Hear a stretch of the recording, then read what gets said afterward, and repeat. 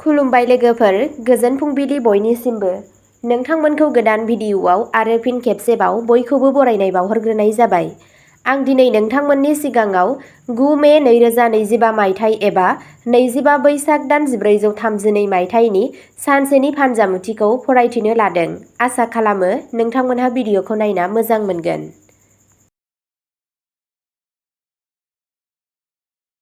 मेष राशि।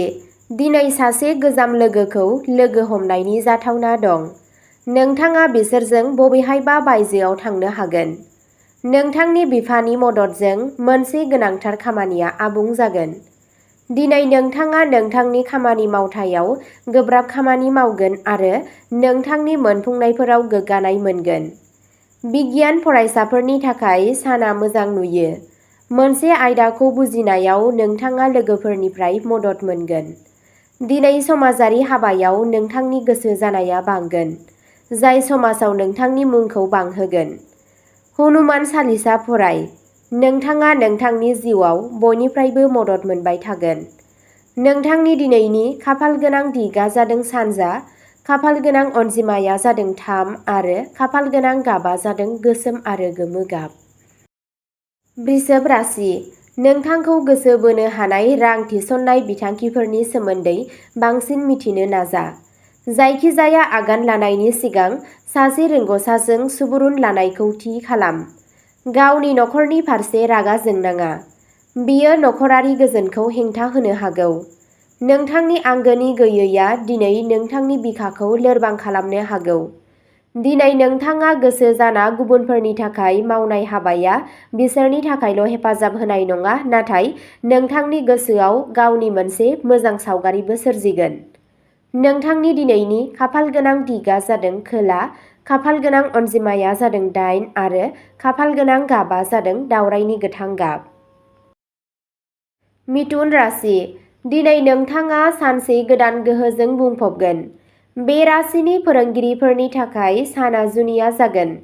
नोंथाङा नोंथांनि खामानियाव जाफुंसार जानो हागोन।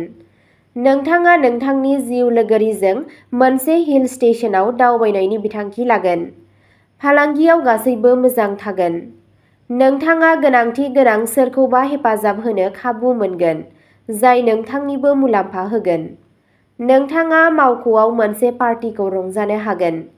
बे राशिनि बै सुबुंफोर जाय उखिल दिनै मोनसे गिदिर गसर देरहानो हागौ। नोंथाङा गथ'फोरनि गोजोननायखौ मोनदांगोन।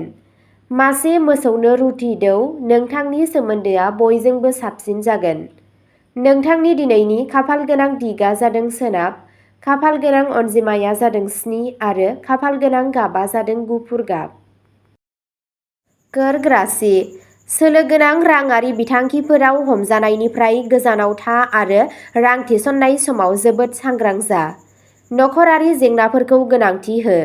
गोबाव खालामाजासे बेफोरनि सायाव सावराय। मानोना जेब्ला बे जेंनाया सुस्रांजायो, अब्ला न'आव जिउ खुंनाया जोबोद गोरलै जागोन आरो नोंथाङा नखरनि सोद्रोमाफोरखौ गोहोम खोख्लैनो गोरलै मोनगोन। सोरखौबा मोजां मोननायाव जाफुंसारनायनि सिमांखौ मोगथाङाव जाफुंहोनायाव मदद खालाम। आयेनारि बोसोननि थाखाय सासे उखिलनाव थांनो थाखाय बेयो मोनसे मोजां सान। जिउनि बयनिख्रुइबो जुजिनो गोनां थासारिनि समाव नोंथाङा नोंथांनि जिउ लोगोरिनिफ्राय आबुं हेफाजाब मोनगोन। नोंथांनि दिनैनि खाफालगोनां दिगआ जादों सा, खाफालगोनां अनजिमाया जादों 5 आरो खाफालगोनां गाबआ जादों रेजें गोथां गाब। सिंह राशि। दिनै नोंथाङा नखरजों बांसिन सम बारहोनो खाबु मोनगोन। बे साना बे राशिनि बिजाब फानग्राफोरनि थाखाय मुलाम्फा गोनां जागोन। बेजों लोगोसे राजखान्थियारि फोथारजों सोमोन्दो थानाय सुबुंफोरा समाजाव गावसोरनि सावगारिखौ बांहोगोन। फैबाय थानाय समाव नोंथाङा थारैनो बेनिफ्राय मुलाम्फा जागोन। माखासे रांजों सोमोन्दो गोनां खामानिफोरा दिनै गोबाव जानो हागौ। नोंथाङा गुबुननि जेंनाफोरजों गोसो बायनो हागौ। साख्रि नागिरग्रा लाइमोनफोरा दिनै मोनसे मोजां जायगायाव खामानियाव लानायनि मोनसे मोजां खाबु दं। फालांगियाव नोंथांनि दावगानाया रोखा जाबाय। गावनि बिमा-बिफानि बोर ला आरो नोंथांनि गासैबो जेंनाफोरा सुस्रांजागोन। नोंथांनि दिनैनि खाफालगोनां दिगआ जादों सानजा, खाफाल गोनां अनजिमाया जादों 8 आरो खाफाल गोनां गाबा जादों गोथां गाब। कन्या राशि, नों गुबुननि सायाव एसे बांसिन खर्सा खालामनो हागौ। सासे लोगोआ गावसोरनि गावारि जेंनाफोरखौ सुस्रांनो थाखाय नोंथांनि सुबुरुन लानो हागौ। नोंथाङा गुबुननि थाखाय खुसि लाबोना आरो सिगांनि गोरोन्थिफोरखौ बावनानै जिउखौ ओंथिगोनां खालामगोन। दिनै नोंथाङा गोदान सानस्रिफोरजों बुंफबगोन आरो नोंथाङा मावनो सायख'नाय हाबाफोरा नोंथांनो आसा खालामनायनिफ्राय बांसिन मुलाम्फा लाबोगोन। नों आरो नोंनि पार्टनारआ दिनै अननाय आरो अननायनि थाखाय थोजासे सम मोननो हागौ। नोंथांनि दिनैनि खाफाल गोनां दिगआ जादों खोला, खाफाल गोनां अनजिमाया जादों 3 आरो खाफाल गोनां गाबा जादों गोमो गाब। तुला राशि, दिनै नोंथाङा मावख'गिरिफोरजों नोंथांनि आखुआव एसे सांग्रां जानांगौ। नोंथांनि आयआ बांनायनि आसा दं।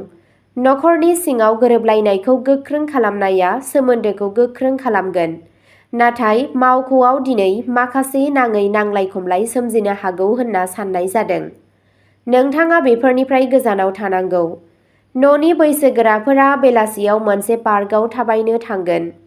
बैयाव नोंथाङा सोरबा सासे सुबुंजों सोमोन्दोआव फैगोन जाय रायज्लायनायनि गेजेरजों नोंथांनि जेंनाखौ सुस्रांनो हागोन। बेयो नोंथांनि गोसोआव गोजोननाय लाबोगोन। सान इसोरनो नोंथांनि मान बावनाय, बेयो नोंथांनि न'नि खुसि आरो जौगानायखौ बांहोगोन। नोंथांनि दिनैनि खाफाल गोनां दिगआ जादों सोनाब, खाफाल गोनां अनजिमाया जादों 4 आरो खाफाल गोनां गाबा जादों रेजें हाथफ्ला गाब। वृश्चिक राशि, मुगैनायखौ फोजोबनो थाखाय अननायनि आखुखौ बोजबना ला। मानोना मुगैनायनि अरआ जोबोद गोहोगोरा आरो गोसो आरो देहा मोन्नैयावबो गाज्रि गोहोम खोख्लैयो। गोसोआव लाखि दि गाज्रिखौ मोजांनिख्रुइ बांसिन गोसो बोनो हानाय नुनो मोनो, नाथाय बेनि गोहोमा खहा गोनां। नोंथाङा गावखौ गोदान गोसो गुदुं थासारियाव मोनगोन जाय नोंथांनो राङारि मुलाम्फा लाबोगोन। लाजिनाय आरो उनदाहा खालामनानै समखौ ओरैनो गारनो नाङा, नाथाय जिउनिफ्राय सोलोंनो नाजा। जेब्ला नोंथाङा गावनि आंगोजों बायजोआव थाङो अब्ला नोंथांनि गाननाय-जोमनाय आरो आखुआव थाजिम लाखि। सासे उखिलनिफ्राय आयेनारि बोसोन लानो थाखाय बेयो मोनसे मोजां सान। नोंथांनि दिनैनि खाफाल गोनां दिगआ जादों सा, खाफाल गोनां अनजिमाया जादों 6 आरो खाफाल गोनां गाबा जादों गुफुर गाब। धनु राशि, दिनै नोंथाङा नोंथांनि नखरजों रंजालु बुब्लिफोर बारहोगोन। बे राशिनि फरायसाफोरनि थाखाय साना गोमोथाव जागोन जाय ग्रेजुवेट जागासिनो दं। नोंथाङा लोगोफोर आरो फोरोंगिरिफोरनिफ्राय आबुं मदद मोनगोन। जायफोरा मार्केटिंआव नांथाबना दं बिसोरो दावगानायनि थाखाय गोबां सनानि खाबुफोर मोनगोन। सासे बैसो जानाय सुबुंखौ हेफाजाब होनाया नोंथांनि गोसोआव सुखु लाबोगोन। नोंथाङा नोंथांनि खामानिनि जायगायाव जेंनाफोरजों मोगा-मोगि जानायाव जाफुंसारगोन। बेजों लोगोसे दिनै नोंथाङा मोनसे खामानिनि थाखाय नोंथांनि सोदोबफोरखौ गावनि पार्टनारखौ गोहोम खोख्लैनो हागोन। नोंथांनि जिउ राहायाव गोदान आयाम गायसननाय जागोन। इसोर हनुमाननि खाथियाव खर' गंग्लाय आरो नोंथाङा जिउनि गासैबो बिथिङाव जाफुंसार जागोन। नोंथांनि दिनैनि खाफाल गोनां दिगआ जादों सानजा, खाफाल गोनां अनजिमाया जादों 2 आरो खाफाल गोनां गाबा जादों गुफुर गाब। मकर राशि, नोंथांनि गोसो गोनां आरो जिद्दि आखुखौ सामलायनायाव लाखि, जर'खायै जथुमनाय एबा पार्टिफोराव। नङाब्ला बैनि आबहावाया दुंहाव जानो हागौ। दिनै नोंथाङा सोलोजों खामानि मावो अब्ला दिनै नों उफ्रा रां आर्जिनो हागोन। जिद्दि दाजा, बेयो गुबुनखौ दुखु होनो हागौ। नोंथांनि अननायआ जौगानायल' नङा नाथाय गोदान जौथायसिमबो सौहैगोन। साना नोंथांनि अनजालुनि मिनिनायजों जागायगोन आरो बिसोरनि सिमांफोराव जोबहैगोन। जुदि नोंथाङा नोंथांनि मुवा-बेसादफोरखौ जोथोन लाया अब्ला बेफोरखौ खोमानो एबा खावनायनि खाबु थायो। नोंथांनि दिनैनि खाफाल गोनां दिगआ जादों खोला, खाफाल गोनां अनजिमाया जादों 7 आरो खाफाल गोनां गाबा जादों मैनि गाब। कुम्भ राशि, दिनै खामानिनि जायगायाव नोंथाङा नोंथांनि गोजाम सिनायथिनिफ्राय मुलाम्फा मोनगोन। थाबथानानै थानाय गासैबो खामानिफोरा गोरलैयैनो आबुं जागोन। जुदि नोंथाङा नोंथांनि देरसिन बिदा-फंबायनि मददजों जायखिजाया खामानिखौ जागायजेनो, अब्ला नोंथाङा थारैनो जाफुंसारगोन। नोंथांनि गोसोआ धोरोमारि सानथौनि फारसे बांसिन गोसो होगोन। नोंथाङा नोंथांखौ मान बावनो थाखाय नोंथांनि नखरजों मोनसे धोरोमारि खामानियाव थांगोन। मावख'आव नोंथांनि खामानिखौ बाख्नायनाय जागोन। हाबा जानाय सुबुंफोरनि थाखाय दिनैनि साना मोनसे मोजां सान जागोन। बे समावनो जायफोरहा हाबा जायाखै बिथांमोनहा दिनै जुलिनि थांखिफोर मोननो हागौ। 10 खेब ओम नमः शिवाय मोन्थोरखौ रोजाब आरो जाफुंसारनाया नोंथांनि आथिंखौ खुदुमगोन। नोंथांनि दिनैनि खाफालगोनां दिगआ जादों साहा, खाफालगोनां अनजिमाया जादों 4 आरो खाफालगोनां गाबआ जादों मैनि गाब। मीन राशि, नोंनि जिउ लोगोरिनि सावस्रिखौ मोजाङै जोथोन लानांगौ।